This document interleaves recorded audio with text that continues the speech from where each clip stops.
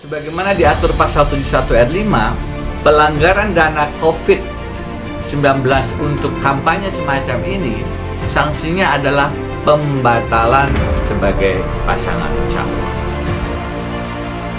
Jangan sampai menaruh identitas pribadi di bansos itu, misalnya gambar, nama. Nah, itu KPU saya minta buat aturan itu supaya Bawaslu bisa menyemprit mereka. Sanksinya bisa diskualifikasi.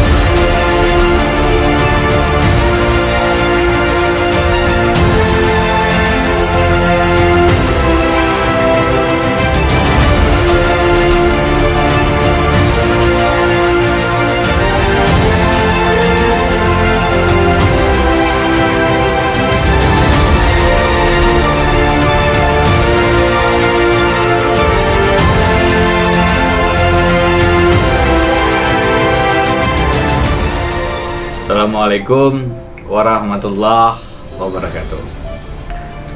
Bagi seluruh pejuang Indonesia yang lebih baik, lebih adil, lebih anti korupsi, wabil khusus dan Sanak Kalimantan Selatan Seberataan, ulun pada kesempatan ini ingin menjelaskan beberapa bagian dari permohonan sengketa hasil pemilihan gubernur Kalimantan Selatan tahun 2020. Terutama bagian di mana kami sebagai pemohon meminta agar pasangan calon nomor 1 Sabirin Nur Muhyiddin dibatalkan sebagai paslon gubernur Kalimantan Selatan. Mengapa demikian? Pasal 71 ayat 3 Undang-Undang Pemilihan Kepala Daerah dengan jelas mengatur gubernur dilarang menyalahgunakan kewenangan, program, kegiatan yang menguntungkan dirinya dan merugikan pasangan calon lain dalam rentang waktu 6 bulan sebelum masa pencalonan. Karena pencalonan gubernur Kalimantan Selatan 23 September, maka sejak 23 Maret sampai 23 September adalah masa yang tidak boleh menyalahgunakan KPK, kewenangan, program, dan kegiatan. Nah, yang paling rentan adalah bantuan sosial COVID-19. Sudah banyak daerah yang didiskualifikasi calon kepala daerahnya karena petahana menyalahgunakan kewenangan program kegiatan bantuan sosial COVID-19 sebagai kampanye. Itu pula yang terjadi di Kalimantan Selatan. Pada kesempatan ini ulun hanya akan mengutip salah satu pernyataan pejabat pemerintah. Ada Mendagri yang menyatakan soal ini. Ada Bawaslu Pusat dan bahkan Bawaslu Kalimantan Selatan, KPU, KPK, Ketua MPR, dan banyak lagi yang lain. Mendagri Pak Tito Karnavian ada salah satu berita mengatakan melarang penggunaan dana bansos untuk pilkada. Beliau dengan jelas mengatakan dilarang keras bantuan sosial menggunakan identitas pribadi dari kepala daerah petahana. Adapun yang boleh hanya identitas lembaga pemerintahan sebagai bagian identitas tata kelola keuangan.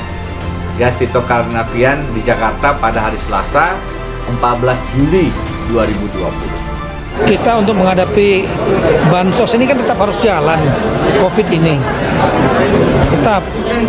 Nah, caranya jangan sampai menggunakan membuat menaruh identitas pribadi di bansos itu, misalnya gambar, nama, tapi cukup institusinya.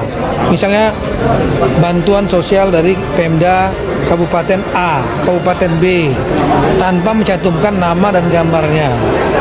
Karena itu nggak adil nanti untuk yang non petahana. Nah, itu KPU saya minta buat aturan itu supaya Bawaslu bisa menyemprit mereka. Sanksinya bisa administrasi, bisa juga menjadi diskualifikasi, bahkan bisa menjadi bahan untuk sengketa pemilu. Nah, ini ada bantuan sosial, dana COVID-19 ini makulnya, ada menggunakan identitas petahana, Sabirin Nur dikenal dengan Paman Birin, dan di dalamnya ada salah satu sembakonya adalah beras. Lihat identitasnya, ada gambar Sabirin Nur. Kalau dibandingkan dengan alat peraga kampanye, baliho, spanduk, itu nyaris identik. Hanya tutup kepala saja yang berbeda warnanya. Di sini hijau, di kertas suara agak kuning ke krem keemasan. Ada nama Paman Birin dan ada tagline bergerak. Ini semua jelas-jelas menunjukkan bahwa bansos COVID-19 disalahgunakan untuk kampanye oleh petahana Sabirin Nur. Karena itu, sebagaimana diatur pasal 71 ayat 5, pelanggaran dana COVID-19 untuk kampanye semacam ini, sanksinya adalah pembatalan sebagai pasangan calon. Nah, Bawaslu Kalsel harusnya menindak tegas pelanggaran semacam ini dan mendiskualifikasi pasangan calon 1, Sabirin Nur dan Muhyiddin.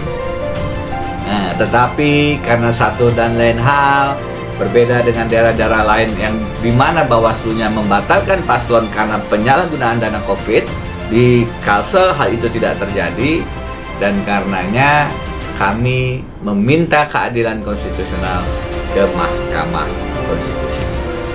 Kami berkeyakinan, optimis, dengan penuh harapan 9 hakim konstitusi akan melihat ini dengan kacamata keadilan, dengan kacamata kejujuran, dengan mata hati, sehingga penyalahgunaan bantuan sosial COVID-19 sebagai bahan kampanye petahana Sabirin Nur, Gubernur Kalimantan Selatan ini memang seharusnya ditegakkan aturan mainnya, yaitu pembatalan pasangan calon nomor 1 Sabirin Nur Muhyiddin dan menetapkan pasangan calon nomor 2 Haji Denny Defri sebagai pemenang pemilihan Gubernur Kalimantan Selatan tahun 2020. Demikian penjelasan singkat kami, mudah-mudahan ada manfaatnya.